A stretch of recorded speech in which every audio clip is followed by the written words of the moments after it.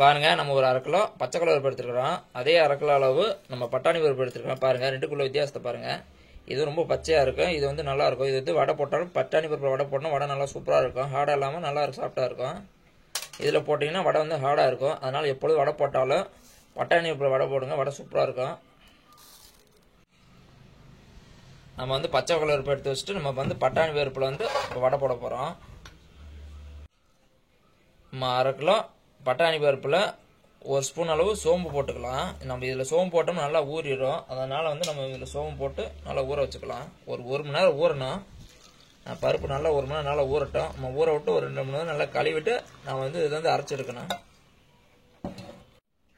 பெரிய வெங்காயம் 1 எடுத்துருக்கிறோம், 5 பச்சை மிளகா எடுத்துருக்கிறோம். இந்த வெங்காயத்தை பச்சை மிளகா சின்ன சின்னதாக வெட்டிக்கலாம். இந்த வெங்காயத்தை நம்ம சின்ன சின்னதாக வெட்டிக்கலாம்.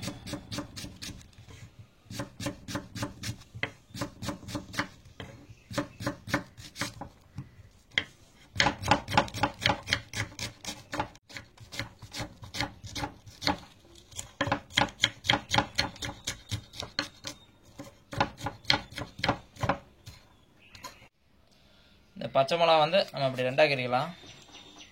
2ஆக கீறிட்டு நம்ம சின்ன சின்ன துண்டாக வெட்டிக்கலாம்.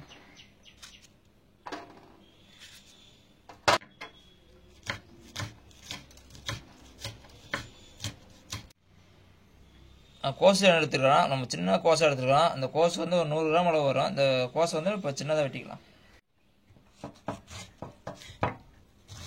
நமக்கு தண்டு வேண்டியதில்லை, நம்ம தண்டை வெட்டி எடுத்து வைக்க வந்துடலாம். கோசை நம்ம சின்னதாக வெட்டிக்கலாம்.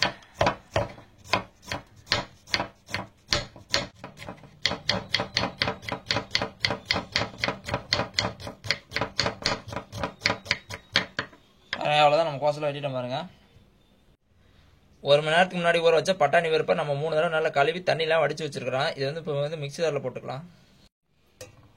ஊற வச்சுருக்க பட்டாணி பருப்பை கொஞ்சம் கொஞ்சமாக மிக்ஸி ஜாரில் போட்டு அரைச்சிக்கலாம். நம்ம தண்ணி ஊற்றக்கூடாது, தண்ணி ஊற்றாமல் தான் அரைக்கணும். கொஞ்சமாக போட்டு அரைச்சிக்கோங்க, நிறையா போட்டு அரைக்க முடியாது. அதனால கொஞ்சமாக போட்டு நம்ம இப்போ அரைச்சி எடுத்துக்கலாம். மிக்ஸி ஜாரில் போட்டு அரைச்சி வச்சுருக்க அந்த பட்டாணி பருப்பை நம்ம ஒரு பெரிய பேசனை போட்டுக்கலாம். வெட்டி வச்சுருக்க பெரிய வெங்காயம் 1 அது இதோட சேர்த்துக்கலாம்.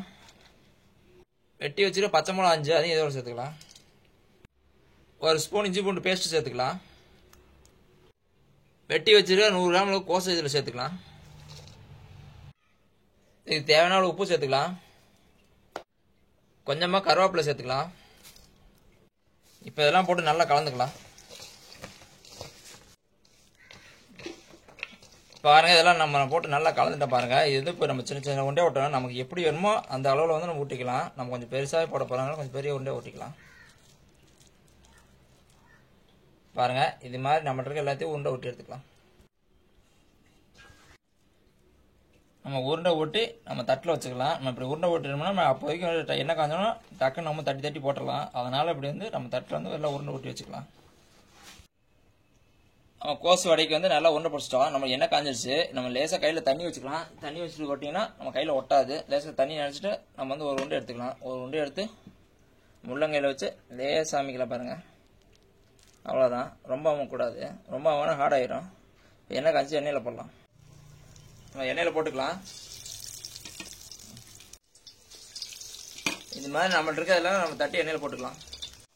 கோசு வடைக்கு எல்லாம் எண்ணெயில் தட்டி போட்டான். இது வந்து போட்டோன்னே கிண்டக்கூடாது. 1 நிமிஷம் ஆகட்டும். 1 நிமிஷம் ஆனாலும் கிண்டி விடலாம். போட்டோன்னே கிண்டி உடஞ்சிரும். அதனால் 1 நிமிஷம் ஆனாலும் கிண்டி விடலாம். பாருங்கள், இப்போ வந்து நம்ம கோசு வடையை இப்போ திருப்பிடலாம் பாருங்கள். நம்ம வடை வந்து நல்லா பொன்னிறமாக வேகட்டும். நல்லா பொன்னிறம் வந்தோன்னா எடுத்துடலாம். அப்பப்போ கிண்டி விடுங்க, அப்போ தான் அடிபிடிக்காமல் இருக்கும். இப்போ நம்ம நல்லா வேகட்டும். பாருங்கள், நம்ம கோசு வடை நல்லா பொன்னிறம் வந்துச்சு பாருங்கள், எடுத்துடலாம். அவ்வளோதான், நம்ம சுவையான கோசு வடை ரெடி. பாருங்கள், அவ்வளோதான், நம்மளோட சுவையான கோசு வடை ரெடி ஆச்சு. ரொம்ப சூப்பராக இருக்கு பாருங்கள். இப்படிமே டேஸ்ட் ரொம்ப நல்லாயிருக்கு. எளிமையான முறை ரொம்ப சீக்கிரம் பண்ணிடலாம். நம்ம ஒரு 1/2 கிலோ பருப்பு போட்டோம். நமக்கு 1/2 கிலோ பருப்புக்கு 22 வடை வந்துருக்குது. நம்ம எப்பொழுதும் வந்து கீரை வடை தான் பண்ணுவோம். இது மாதிரி கோசு வடை செஞ்சு சாப்பிட்டீங்கன்னா ரொம்ப சூப்பராக இருக்கும். இந்த மாதிரியான கோசு வடையை உங்கள் வீட்டிலையும் செஞ்சு பாருங்கள். இந்த வீடியோ பார்த்து